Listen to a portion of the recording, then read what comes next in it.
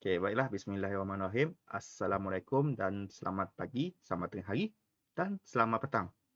Jadi pada agenda yang ketiga, jadi ketiga cikgu ni, cikgu akan menerangkan ataupun lebih kepada sesi pengenalan aplikasi e-learning ASK SMK Bladin. Jadi ASK ni asas sains komputer yang khas kepada Sekolah Menengah Kebangsaan Berladin. Jadi cikgu teruskan kepada slide yang ni. Aplikasi e-learning SMK Bladin. Jadi secara umumnya aplikasi e-learning SMK Bladin ni, ASK SMK Bladin sepatutnya. Jadi aplikasi ni khas dibangunkan oleh Cikgu Abdal. Dibangunkan oleh saya sendiri, iaitu Cikgu Praktikal yang pada masa sekarang sedang mengajar di sekolah kamu awak semua.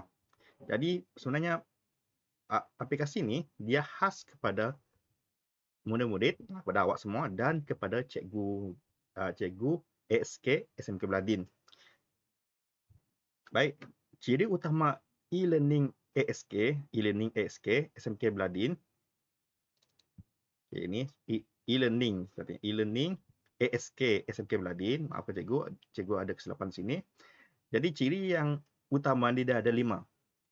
Yang first sekali dia ada HTML editor. Yang kedua, kita ada HTML uploader. Yang ketiga, kita ada Scratch online. Yang keempat, kita ada Python online. Dan kelima, kita ada buku teks atas talian. Jadi cikgu akan tunjukkan satu persatu ni bermula daripada bawah ni. Bawah ni ke atas. Sepatutnya atas ni adalah benda yang paling penting ke bawah. Lepas tu apabila cikgu menerangkan, cikgu akan mulakan daripada buku teks jadi sampailah ke atas. Okey, baik. Cikgu akan tunjukkan ini adalah baru prototype cikgu buat. Prototype maksudnya dia masih boleh digunakan, cuma cikgu akan setiap masa cikgu akan kemas kini sehinggalah cikgu habis praktikal di sekolah awak semua. Jadi untuk username dan password ni, cikgu dah bagikan dekat grup WhatsApp username awak. Cikgu dah bagi seorang satu username. Pastikan awak hanya guna username awak sendiri. Jangan sesekali guna username orang lain. Cikgu semak biar. Pastikan awak guna username awak pun. Jadi awak masuk ke username awak. Bagi contoh, cikgu buat username dummy, iaitu cikgu masukkan Afdal 93. Ini username cikgu. Dan password pula, untuk password awak semua, cikgu dah setkan default password iaitu 12345. Jadi awak semua kena masukkan dulu password 12345 ni. Jadi ini adalah default password untuk akaun awak semua. Jadi pastikan awak masukkan password ni. Jadi apabila awak dah key in, awak dah type username dan password kata laluan, awak log masuk. Okey, log masuk. Dia akan keluar profile murid. Okey, contoh nama cikgu, nama murid tu Muhammad Afdal bin Hasan. Dan kelas dia 3 amanah. Jadi ini dah memang cikgu dah setkan dalam website, memang cikgu dah letak data, jadi tak perlu awak risau, memang data dia memang ada. Jadi selepas awak masuk ke dalam ni, laman utama ni memang masih kosong. Jangan rasa pelik sebab cikgu pun belum lagi buat sepenuhnya full. Masih prototype tapi masih boleh digunakan. Jadi cikgu cek sekejap. Okey, coding. Baik. Apabila awak selesai awak masuk ke dalam main utama ni, pastikan awak tekan dulu tukar kata laluan ni. Awak tekan tukar kata laluan. Jadi dia akan pergi ke tukar kata laluan. Jadi pastikan apabila awak dah log masuk menggunakan akaun awak, pastikan awak tukar dulu password awak. Tukar dulu password awak. Sebagai contoh tadi, password yang cikgu berikan pada awak semua 1, 2, 3, 4, 5. Ini adalah password semasa cikgu dan cikgu masukkan password baru iaitu cikgu masukkan contoh Afdal 93. Ini password baru cikgu dan sahkan kata laluan ni, cikgu masukkan Afdal 93. Cikgu akan tekan submit ni. Tukar password, tukar kata laluan. Tekan. Okey, apabila dapat benda hijau ni, kata laluan berjaya ditukar. Jadi password kata laluan awak maksudnya sudah berjaya ditukar. Jadi awak pergi ke menu utama balik dan awak tekan logout. Untuk kita cuba lagi. Jadi untuk ni cikgu cuba kan masuk password nama cikgu, username cikgu, dan cikgu masukkan password cikgu yang baru, iaitu Afdal 3 juga. Jadi ini cikgu bukti. Jadi cikgu log masuk. Jadi cikgu pun akan masuk ke laman tadi. Pastikan awak tukar dulu password. Okey. Yang ciri utama yang pertama cikgu bagi, cikgu nak tunjukkan iaitu buku teks atas talian. Jadi sebenarnya buku teks atas talian ni memudahkan awak untuk melihat buku teks. Okey. Okey, sebelum tu cikgu nak tunjukkan jika dalam mobile version, okey, jika cikgu kecilkan, okey, awak akan nampak ada ni. Awak akan nampak ada garis 3 ni. Ini merupakan menu dia. Pastikan awak tekan. Barulah keluar menu, semua menu tu. Menu. Pastikan awak tekan ni tau. Kalau dia dalam mobile, dia akan ada 3 ni untuk memudahkan awak. Tapi kalau dalam desktop, dia akan keluar semua. Tapi dalam mobile, dia akan ada seperti ni. Jadi awak tekanlah apa yang menu yang ada. Jadi untuk ni cikgu akan tunjukkan dalam desktop version. Tapi pastikan awak ingat tau, yang garis 3 ni adalah menu dia. Okay. Untuk desktop version ni, yang macam ni. Jadi ini merupakan setiap buku teks atas talian online yang ada. Jadi ASK tingkatan 1, ASK tingkatan 2 dan ASK tingkatan 3. Jadi contohnya cikgu tekan ASK tingkatan 1. Okey, cikgu tekan atau cikgu klik sini, dia akan select. Jadi dia akan beri pada kamu buku teks atas talian. Jadi kamu boleh lihat, boleh cek buku teks atas talian. Jika kamu awak semua tingkatan 2, awak nak semak balik tingkatan 1 punya buku teks, awak tekanlah buku teks tingkatan 1 dan awak belajar balik apa yang daripada yang pernah awak belajar semasa tingkatan 1 belajar. Jadi ini merupakan buku teks atas talian. Dia ada sampai SK tingkatan 1, tingkatan 2, tingkatan 3. InsyaAllah, jika diberi peluang, cikgu akan letakkan juga buku latihan dalam ni. Itu jika cikgu diberi peluang, jika cikgu dapat berkhidmat secara tetap, nanti cikgu akan ubah, cikgu akan letakkan feature tambahan, ciri tambahan untuk kamu, contohnya buku latihan dan sebagainya. Tapi untuk buat sementara ni, cikgu letak dulu buku teks atas talian ini. Jadi ada tingkatan 1, tingkatan 2, tingkatan 3. Jadi yang kedua ialah cikgu akan terangkan Python Online Editor. Jadi apabila cikgu tekan ni, cikgu tekan, dia akan terus pergi ke laman web Python. Ini. Jadi ini merupakan satu laman web Python dari mana laman web ni cikgu pilih sendiri, yang mana awak boleh gunakan untuk yang melibatkan fungsi input, fungsi struktur kawalan pilihan, dia boleh guna.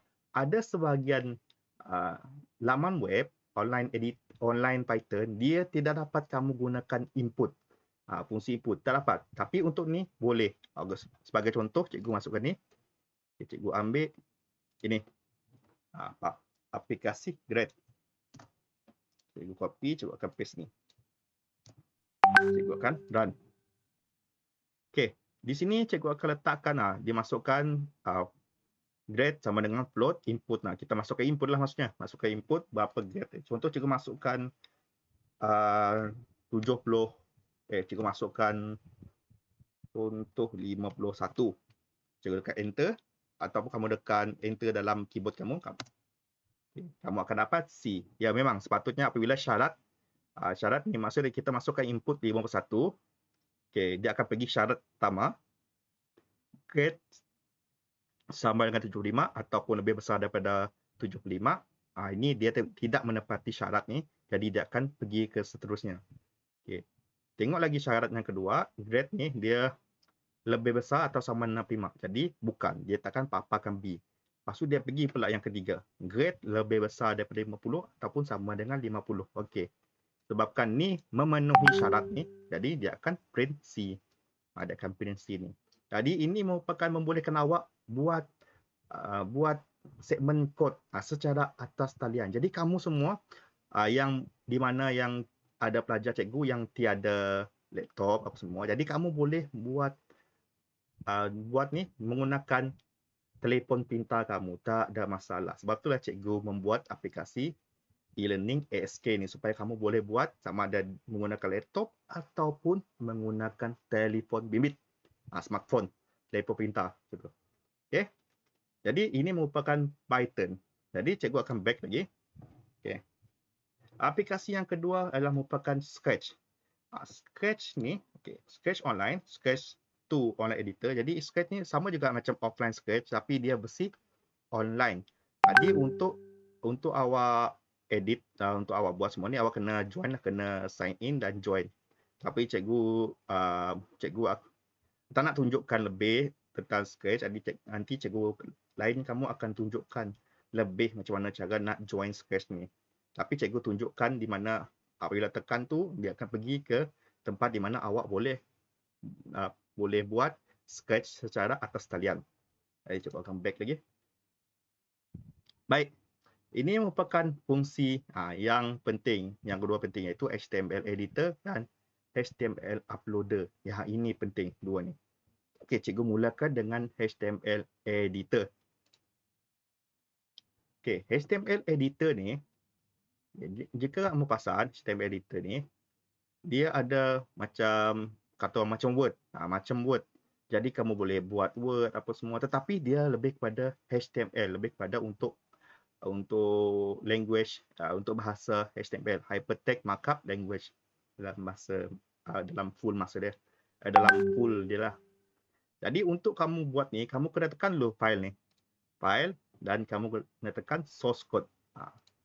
Jadi di sinilah kamu boleh edit cara kamu nak, kamu boleh letak segmen code HTML kamu. Contohnya, cikgu biasa letak, cikgu buat dulu header. Tutup header. Dan cikgu letak body.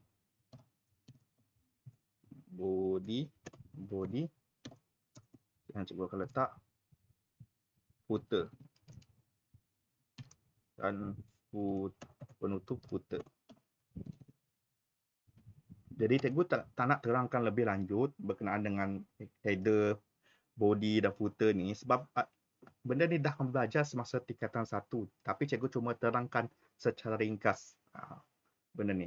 Jadi di header ni kamu boleh letak header ni.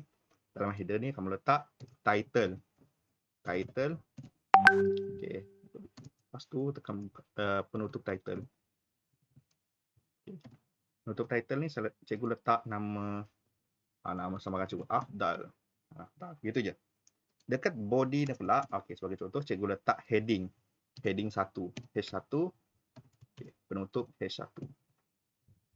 Cikgu letak heading ni Assalamualaikum dan salam sejahtera. Ini heading pertama dia. Jadi cikgu akan letak juga tag, paragraph tag P, penutup paragraph tag P. Jadi untuk dimakan masa cikgu copy je dulu. Paste. Okey. Lebih dulu. Di sini cikgu letak, contoh cikgu letak sini. Cikgu letak nama. Nama Muhammad Afdal. Afdal. Cikgu letak kelas biodata. Cikgu buat biodata lah. Cikgu buat biodata. Jadi kelas 3 amanah. Cikgu 3 amanah. Okey, kemudian cikgu letak ni hobi. Badminton. Ini. Jika awak dah buat ni, awak kena tekan save tau. Awak dah buat semua segmen code ni, awak kena tekan save. Jadi apabila awak tekan save, dia akan keluar di sini. Ini merupakan paparan apa yang jika awak buat secara menggunakan di atas talian, nanti dia akan berbentuk macam ni. Tapi ini apabila awak tekan refresh ataupun awak tekan back, dia akan hilang ni. Jadi untuk awak save, untuk awak simpan, awak kena tekan save as.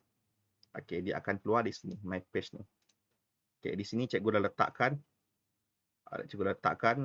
inilah merupakan yang cikgu dah download tadi, yang cikgu save my page ni, HTML. Dia akan automatic save dalam file HTML. Okey, ini selesai untuk editor ni. Okey, ini yang kedua penting, iaitu HTML uploader.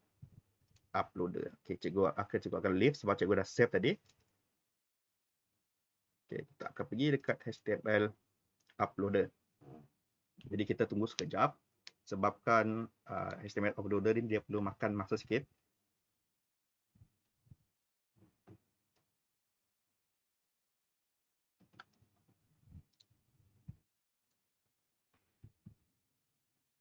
Okey, baik. Jika awak nampak di sini HTML uploader ni, okey, dia ada muat turun file HTML dan ataupun pautan laman web yang telah dimuat naik. Okey, jika di sini kamu nampak error 404 not found, maksudnya kamu laman web kamu belum aktif lagi.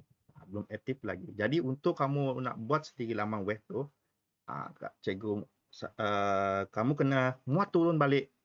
Okey, muat turun. Sekejap, dia ada error sikit di sini. Okey, kamu kena choose file HTML yang kamu buat tadi di sini. Jadi apabila kamu choose file ini, choose file yang HTML tadi, lepas tu kamu muat naik, dia akan keluar di sini. Di sini. Dia akan keluar di sini. Maksudnya laman web ini dah dimuat naik, Jadi jika kamu nak lihat laman web ni secara di dalam URL kamu sendiri, kamu tekan ni. Pautan laman web yang telah dimuat naik. Kamu tekan ni. Jadi dia akan pergi ke laman web kamu, pergi ke URL kamu sendiri. Walaupun contohnya cikgu copy ni URL ni. Cikgu buka dekat browser lain. Buka dekat Chrome ni. Cikgu buka di sini. Paste je. Jadi dia akan terus pergi direct ke page yang di mana kamu dah upload tadi, page HTML yang kamu upload tadi. Jadi kamu boleh buat ni sebagai sebagai cara kamu untuk asah skill kamu, asah kemahiran kamu dalam membuat segmen kod melibatkan HTML. Jadi kamu boleh buat apa je yang kamu mahu. Contoh cikgu, kamu letak gambar, kamu nak linkkan kepada YouTube punya video, kamu nak buat bagi data diri, kamu nak buat resume pun boleh, tak ada masalah. Semua boleh. Tetapi cikgu nak ingatkan, pastikan awak gunakan sebaik mungkin. Cikgu tak nak benda yang tidak berfaedah. Sebab cikgu akan cek setiap kali kamu uploadkan file, kamu muat naik file HTML tu. Pastikan kamu gunakan dengan faedah. Jadi cikgu akan balik ke sini balik. Okey, sini. Okey, macam mana pula kalau kamu nak edit balik yang kamu dah buat ni. Tak ada masalah. Kamu pergi balik dekat HTML editor ni. Balik HTML editor. Kamu tekan file, kamu tekan open file. Jadi kamu pilih balik. Kalau dah handphone, kamu carilah mana file HTML kamu tadi. Kalau dalam laptop, kamu boleh direct carilah file ni. Contoh cikgu nak edit file ni tadi. Okey, cikgu nak edit. Okey. Dia akan keluar macam ni. Lepas tu cikgu akan cari source code. Jadi ini merupakan file yang cikgu dah buat tadi. Jadi cikgu hanya perlu editlah apa yang cikgu nak tambah. Contoh cikgu nak tambah lagi satu. Dua lah. Cikgu nak tambah dua.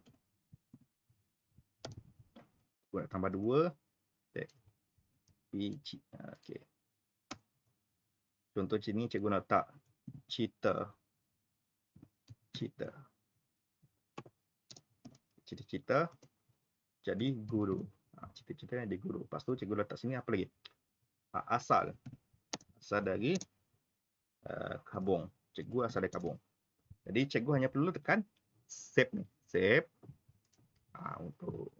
Save, dan cikgu hanya perlu save HTML code ni balik. Jadi dia akan save sebagai my page 5. Okey, tengok sini ada my page 5. Jadi yang kedua, kamu boleh tekan balik yang HTML uploader ni.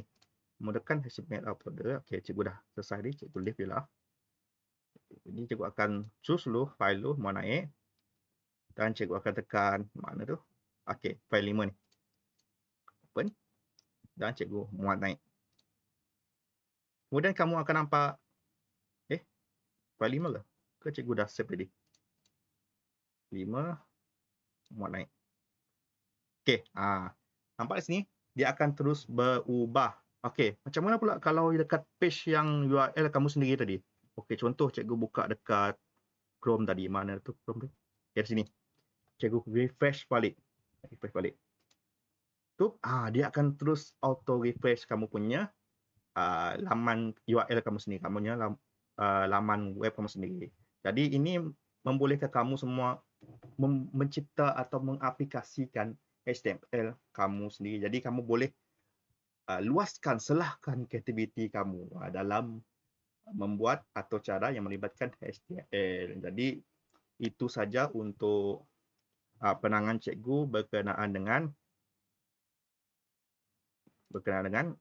aplikasi e-learning ASK SMK Berladin. Jadi cikgu harap aplikasi ini kamu boleh manfaatkan sebaik mungkin supaya kamu semua, cikgu harap kamu semua nanti tidaklah menjadi seperti cikgu dulu. Cikgu dulu kalau nak belajar ni memang susah. Cikgu kena cari buku apa semua.